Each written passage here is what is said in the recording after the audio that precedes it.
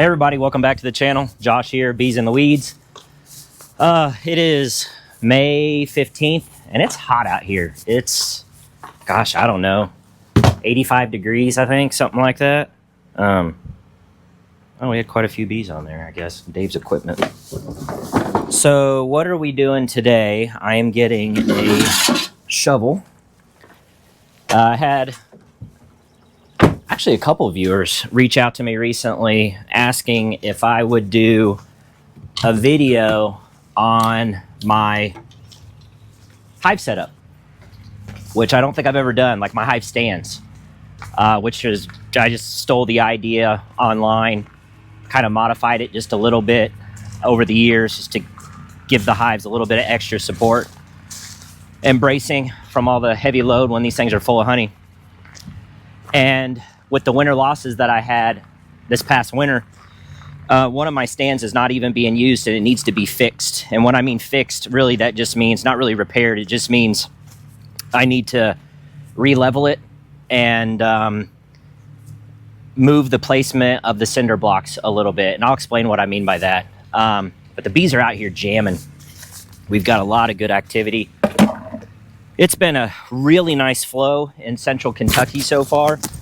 Today's more like a summer day, which I don't really care for. I hate hot, humid weather. You all can have it. Anyone that lives over in a really hot, humid area and you like it, have at it. I don't know if you'll be able to see behind me. We'll get a better close-up view, but they're absolutely jamming over here. The bees are using the super entrances left and right.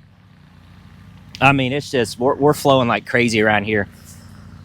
Oddly enough, I have yet to have a swarm in my yard, at least a swarm that I have seen, which is crazy, absolutely crazy. I mean, last year, almost every single one of my colonies swarmed because, you know, if you watch my channel, you know that I run single brood management, which one of the downsides of that is typically you get a lot more swarms. I haven't seen a swarm yet. Now, maybe one swarmed and I wasn't out here to observe it, but I check out here multiple times every day for swarms and I've seen nothing, which is crazy. Now, of course, the next question is, well, why do you think that is, Josh? I don't know. Because bees are gonna be bees. It's very possible it could be because of these slatted racks that I've added to every single hive. Maybe they're the magic elixir that I've needed all this time. I don't know. Like I said, I have a couple friends, Dawn and Laura, who have sworn by them for years, and they've been trying to convince me to use these things, especially since I run singles. And I'm like, yeah. You know, it's not that I was opposed to them. It's that it's one more thing to buy. It's one more expense. What are they, 20-some dollars a piece?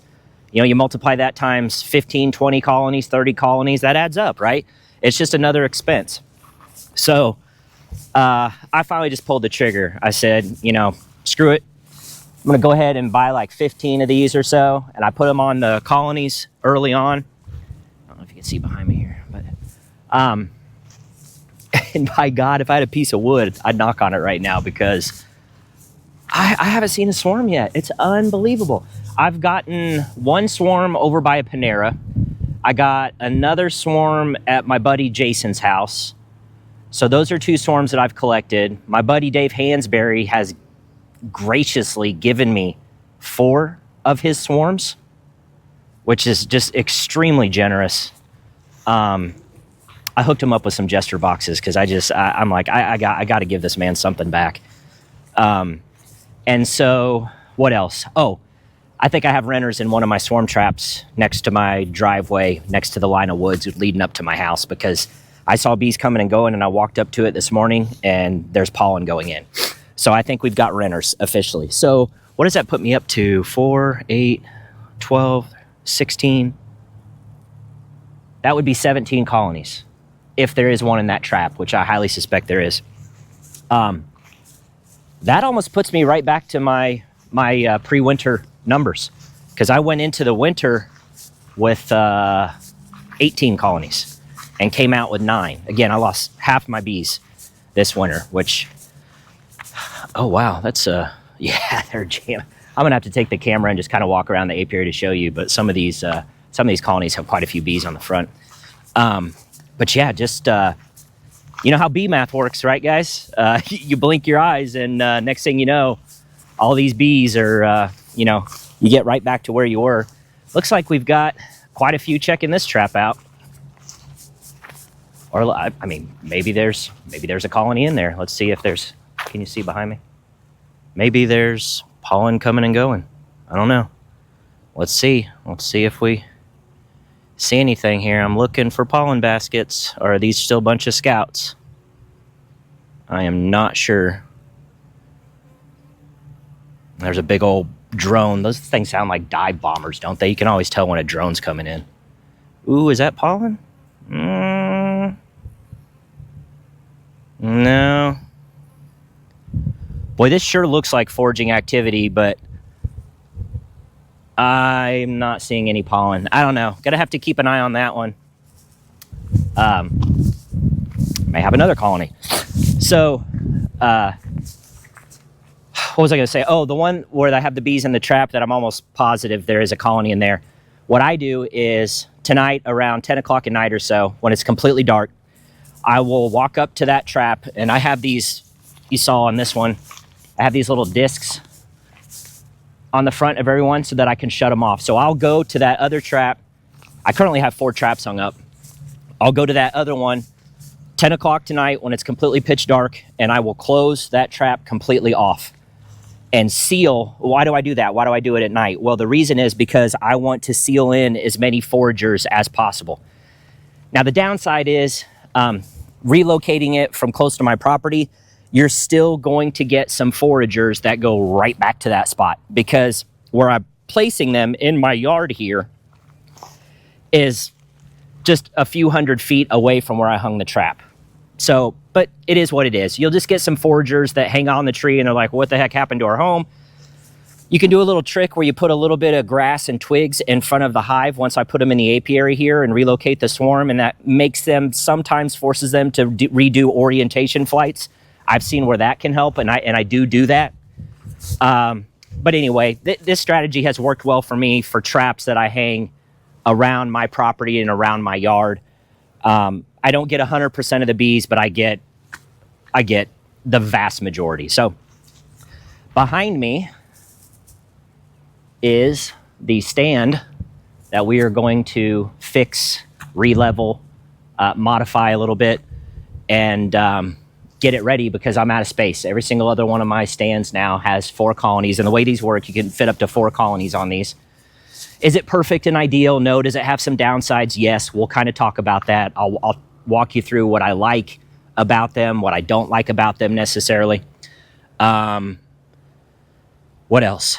But yeah, let's go ahead and get this thing on a tripod. Put the suit on because I don't know what the bees are like today. They've been pretty friendly for the most part. And grab the shovel and let's get started on this, and I'll kind of talk you through what I like and dislike about it as I'm leveling it.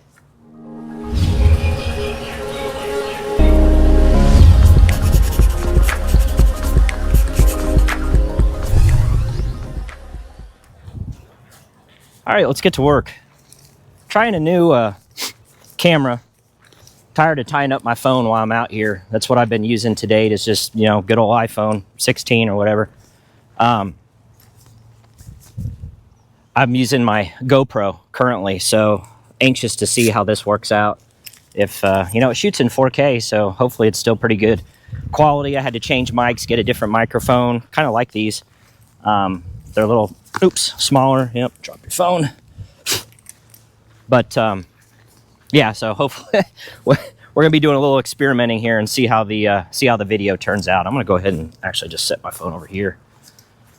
I'll set it over here so that will ensure that I will forget about it and leave it out here in the rain, okay? That's exactly what that will do. So let's talk about these hive stands. So what do I have here? Well, I have 9 cinder blocks, 3 on the left, 3 in the middle, 3 on the right. I used to not have any in the middle, and I found that once you have 4 full colonies full of honey that can weigh up to 100 pounds each, that's 400 pounds potentially on these, this really started to sag in the middle. So it really needed a middle support.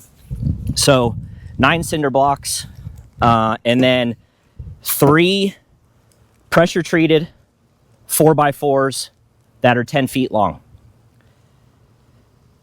Could you get away with 2? I've had people ask me that in comments. Or, Josh, it's a waste. Why are you using one in the middle?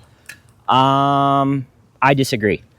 It might not be needed from a structural, from a weight support perspective. I'm not a civil engineer. My focus is electrical engineering, but still, I have seen where weight shifts and stuff, and what'll happen is one of these may settle or be a little bit lower, and so having that extra one ensures that the weight is being distributed across 2 at all times. Again, you could probably get away with it. Also, if like I've got deer everywhere, if they were to somehow come and bump into one of these, if you don't have this middle one and it were to fall off one of these edges, right? It's just an extra chance for the hive to topple over, and I just don't want to deal with that. These things are like, well, there is inflation. What are they, like 25 bucks a piece, 28 something at Lowe's? I'll try to remember to put a link in description down below, but that's where I get all these. And you're what, $1.50, $1.80, $2 a piece for the cinder blocks. So this is a relatively affordable hive setup that I've duplicated obviously over as I continue to grow the apiary. I go to Lowe's and I pick up another set of these, but relatively affordable. I mean, this is all in, you're under $100 here to be able to have 4 stands. So, or 4 hives. Sorry, not 4 stands, 4 hives. So you may not be able to see from your angle, but this is slanted this way. The runoff from the storms and the water back here has caused the soil to erode a little bit. And so I need to re-level this. And then what I'm doing is I'm placing this back cinder block on the front of the 2 that are horizontal. So the vertical one will actually go in front of the 2 horizontal. So first thing you do is you just have to get these out of the way. So let's while I'm doing this, because I'm sure it would be just super exciting watching me move these and dig with a shovel. Sarcasm voice. What do I like about these? Well, number 1, what I just said, affordability. Number 2, ease of access. I mean, everybody's got a Home Depot or a Lowe's somewhere around, right? Number 3, the cinder blocks. You know, this setup keeps the hives off the ground. You don't want your colonies necessarily sitting on the ground. I know, like, those 4-way pallets are pretty popular. Yes, I'm out here in shorts and flip-flops because it's 85 degrees and humid. And like I said before, I hate the heat. I'll take cold any day. Where'd I put my shovel? Of course. So you really want your hives off the ground for a multitude of reasons. You know, you've got pests, you've got ants that you may have to contend with. You still have to contend with ants with this setup. But, like, we have skunks around here, possums, what am I forgetting? Raccoons, okay?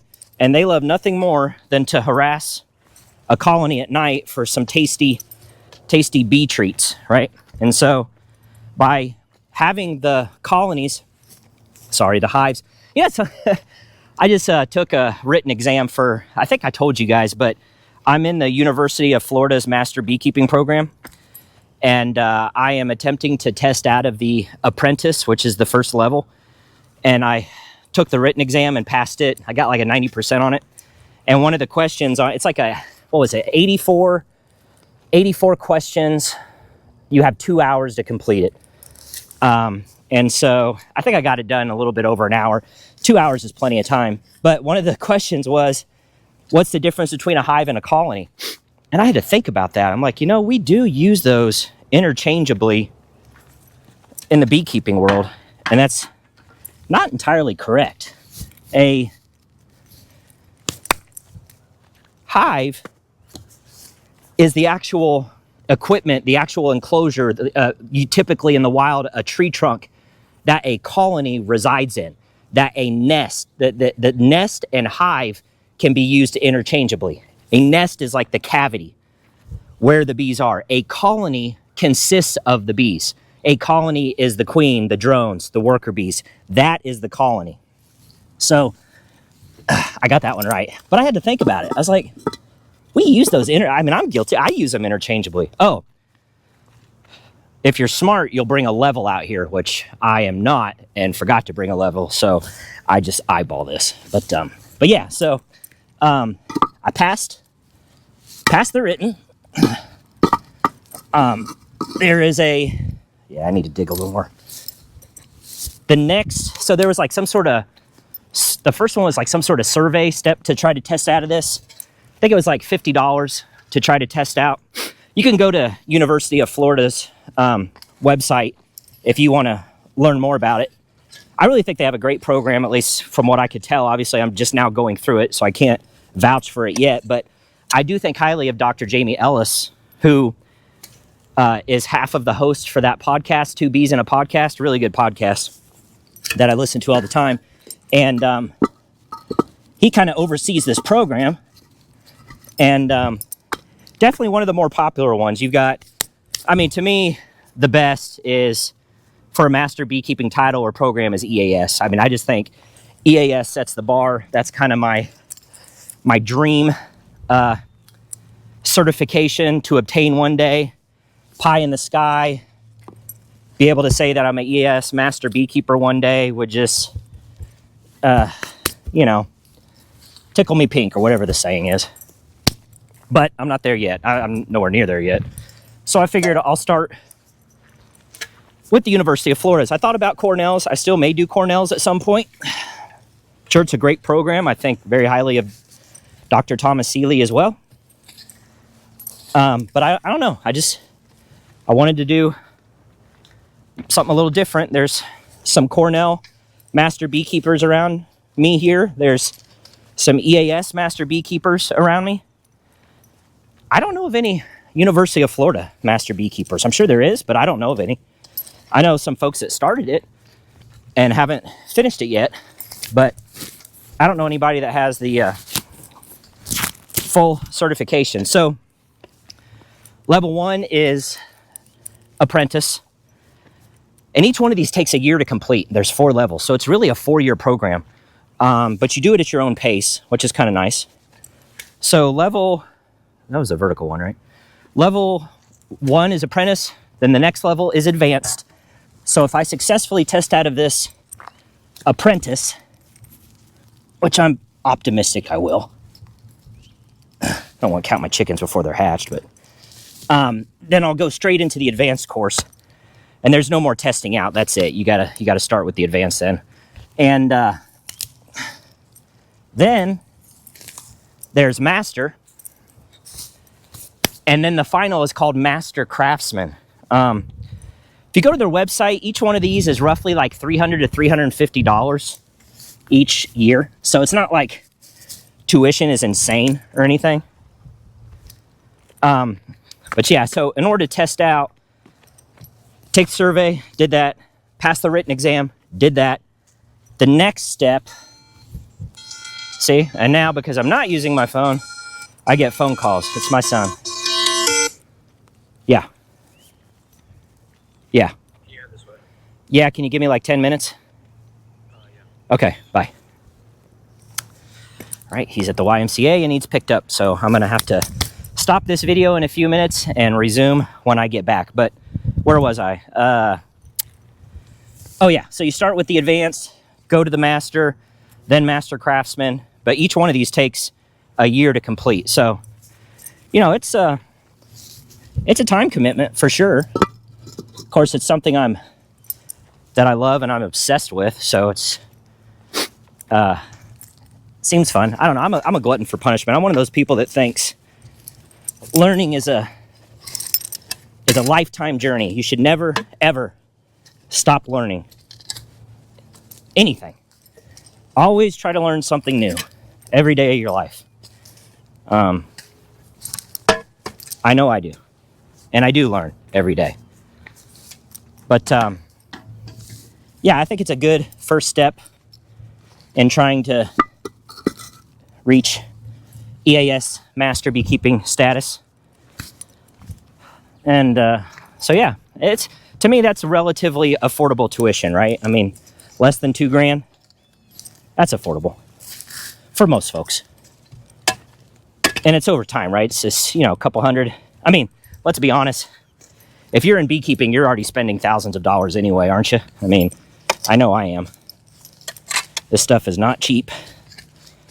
There's certain corners you can cut, but there's also corners that I would argue you don't want to cut. Because it's pretty true in beekeeping. You get what you pay for, right? Okay, I'm getting close there. But you can see this is the annoying, tedious part.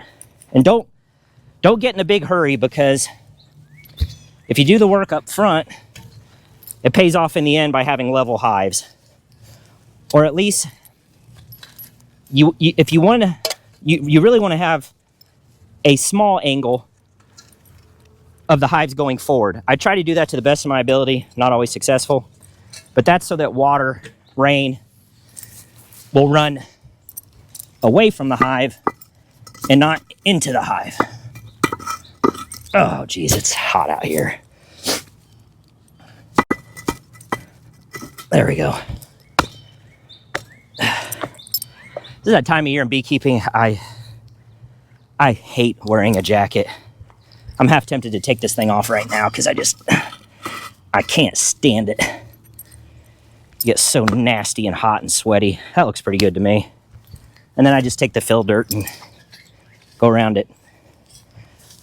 So let's keep talking about the pros and cons. What do I not like about it? Let's cover a couple of those. Well, I mean, the fact that there's no water moat. There's nothing to keep crawling insects from climbing up and harassing the bees. And boy, do they. Looking at you, ants. And so that, you know, I mean, for thousands of years, bees have had to fend off ants. It's not like that's new to them. But if you go to my buddy Don Chesik's YouTube channel, Chesik Farms, maybe. I'm trying to think the name of it.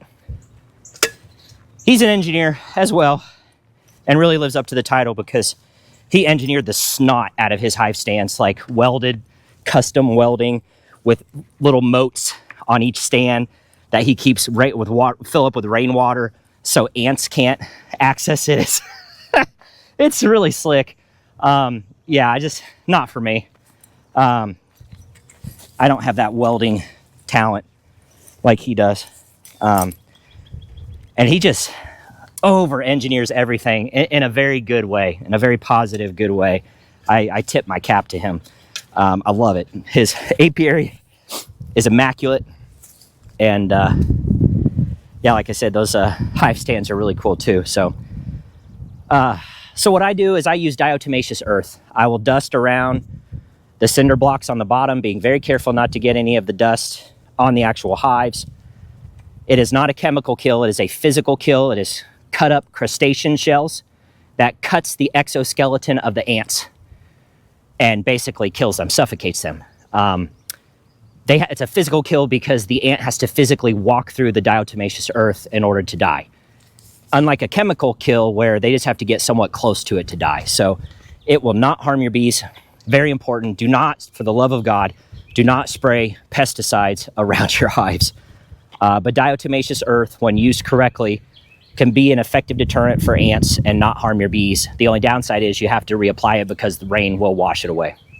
But you may, well, you can't see it from this angle, but I have some diatomaceous earth over here where I've had some ants harassing my poor bees. So, okay, I'm going to go ahead and pause the video now because I need to go pick up my son, and then I'll get back out here and finish this final leg, and we'll continue to talk about some of the pros and cons with this setup. So I'll be right back.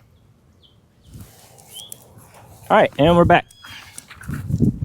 The power of video editing. So we've got this last one here to level, and then we'll be done. You can tell that foragers are coming back to the hives for the day because it's getting a little testy out here. What is it, like? Yeah, it's almost 6 o'clock, and generally speaking, if you can avoid it, try to stay out of your hives. After 4 or 5, I know some of you will laugh and that's the word I'm looking for, scoff at that, and maybe rightfully so, but that advice came from Kent Williams, because foragers are the mean ones, and they've been, out foraging most of the day, and this is the time of day that they, oh, that's a big root, isn't it? Of course. I think I got it. Well, not quite. Look at that stupid thing. Good grief. This is the problem with putting your... Oh, God. Ooh. Holy cow. Oh my Lord. Okay, well, we're gonna leave that alone. Get the UTV and yank that thing out of the ground. But yeah, generally speaking, the foragers are pretty much done for the day, or at least quite a few of them are this time of day. And so now they're back at the colony with not much to focus on except you. And boy, do they. Okay. So let's get this first block back in. Try to get it leveled. Lined up with these. And if you get the dirt loose, you can that way you can kind of eyeball that you got it lined up. If you're smarter than me and you bring your level, you can really make sure you got it right, instead of eyeballing it like I'm doing. And the 4x4s will give you a better gauge once you start running them through the holes here. I think I had a structural engineer one time comment on my video that cinder blocks were not designed to support load like that. Well, no, duh. I mean, we're not building a house here, okay? We're supporting 4 colonies. I think we'll be okay. But you know how those darn engineers are. Right, Dave? He loves to give me a hard time for being an engineer. All right. We're getting close. We're getting close.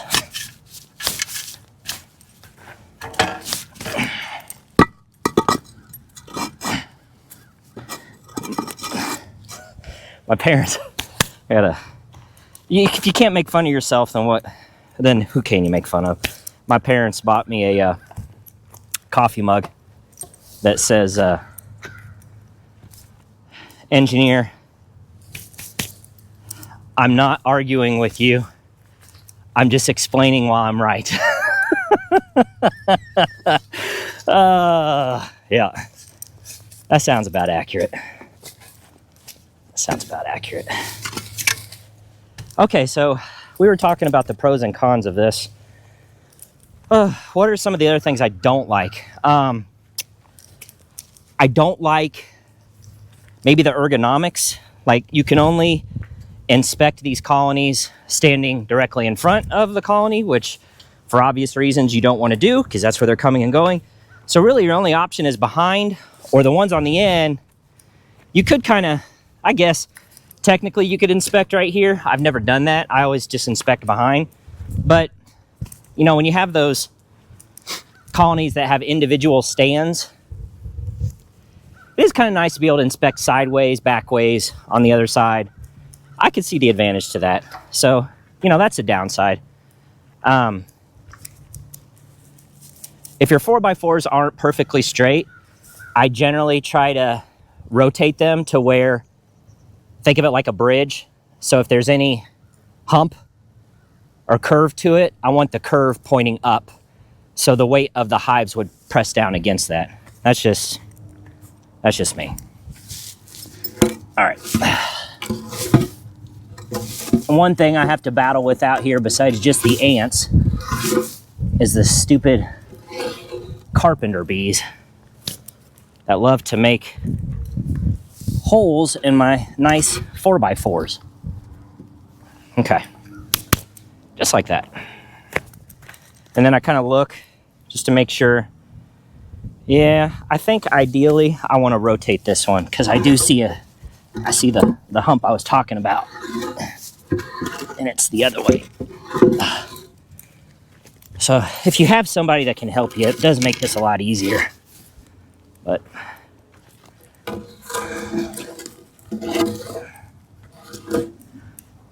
it's not like this work is fun though. It's hard to find somebody to want to help you do this.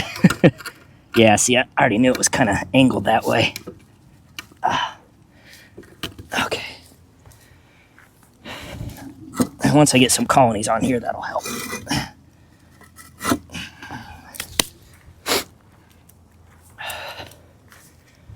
Not done yet. Yeah, obviously it was definitely angled up because now it's catching on this one. Where are we at? We're getting close.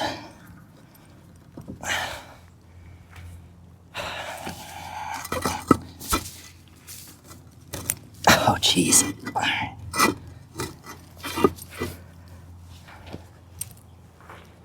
That's pretty close.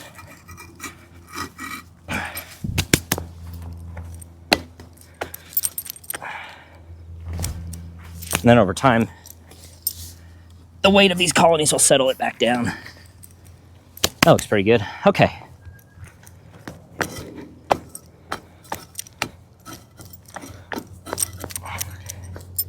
Yeah, that'll settle back down. Whew. Almost done.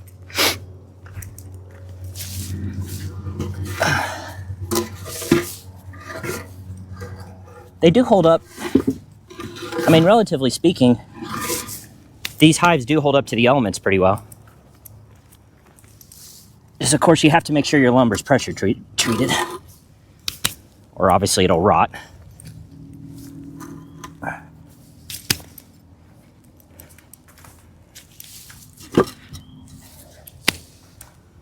All right. Push that back. That looks pretty good. Oops.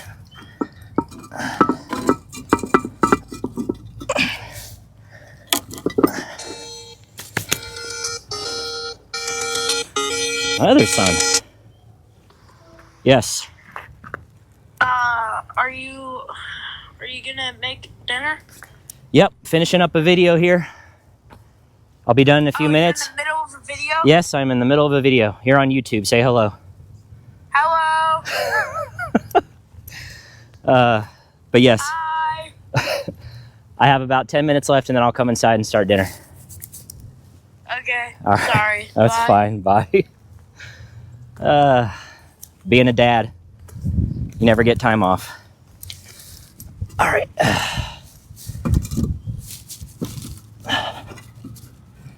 Okay, I think we're close here. Speaking of dads, I hear mine. All right, last one. And don't worry about getting this absolutely perfect, right? Because once you get some hives on here with some weight, this will all settle. You just want to get it close.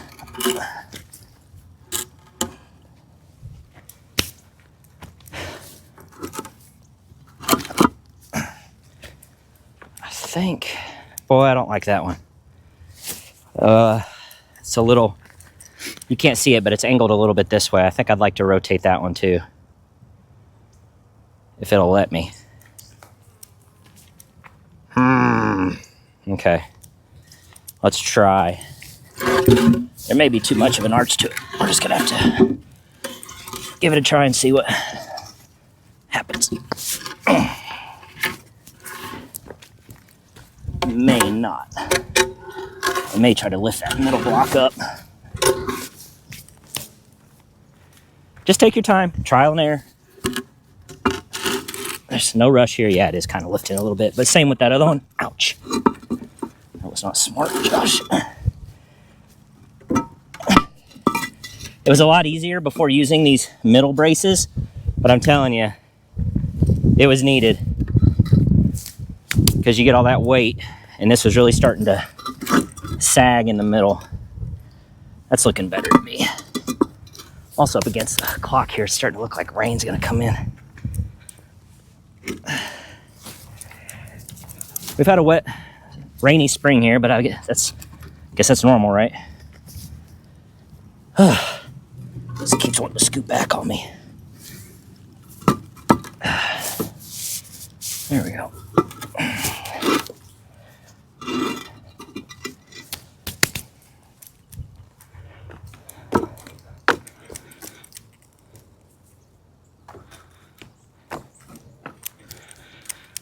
All right. Whew. That's about it. That ought to do it. And now, let's give it the old eyeball test here. Oh yeah, much better than it was. This one's still kind of back a little bit, but take my own advice, Josh. You're not going to get it perfect. Just wondering why it's pushing. Maybe if I rotate this up a little bit. There we go.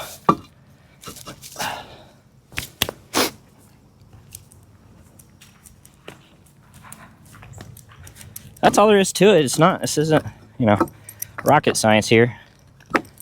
I just saw this, I guess this design on the internet, or somebody was using something similar. And so I thought, I'll just use cinder blocks and 4x4s and we'll make it work. By the way, I do think another colony's in that trap over there. I went and looked before I pressed resume on the camera, and certainly looks like there's foraging activity. I didn't see any pollen yet, so I'm going to give it another day or two. Could be that there might be a virgin in there from a virgin swarm, and she may need to go on her mating flights. And with the weather was kind of rainy today, would have been a good day that she could have gone. So I'm just going to give it some more time. Well, I'm telling you, if I stand on this one,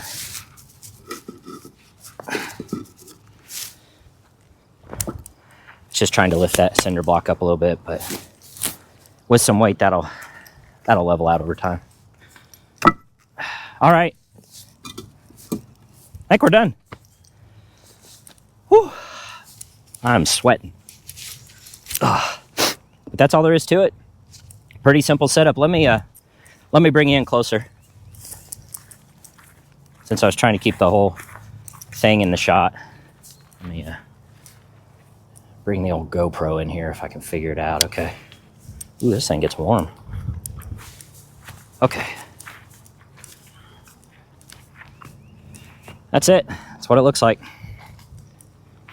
I keep a little bit of the 4x4 hanging over the edge. And that's just enough space. I don't know exactly what this dimension is here, but these are 10-foot long boards. But you can pretty much fit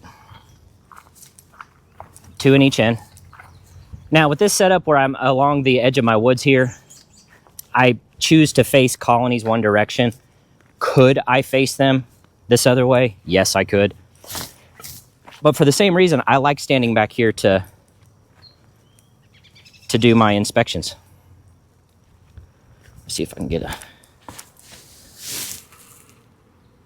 So no, not perfectly level, but see how this right here now, if it wants to fall this way, this vertical one can fall against the 2 horizontal ones. But let's see where it does a pretty good job. You can probably see this one, how the land is sloped here, but I dug enough down to where these have a slightly forward lean to them. I don't know if you can see that. It doesn't take much. Water doesn't need much of an angle. But yeah, that's it. That is the Josh Scott Bees in the Weeds Hive stand tutorial video. that some of you have been asking for. So, wow, this GoPro battery is down to 16%. I've been shooting, what is this video? Maybe a 45-minute video? That's crazy. I didn't realize it took up that much battery power. So, oh well. It's going to be a little bit of a learning curve with this. Yeah. Entrance activity starting to wind down a little bit. Okay. Well, I think that's it for this video. Hopefully you guys found this helpful, useful, if you choose to make your own hive stands out of this method. I've been using them for, this is my, what, 5th spring, using these. And yeah, I'd recommend it. Cheap, affordable, easy, and something you can do by yourself. So if you guys like this video, be sure to give it a thumbs up. Hope you guys have a beautiful day. God bless you and your bees, and we'll see you on the next one.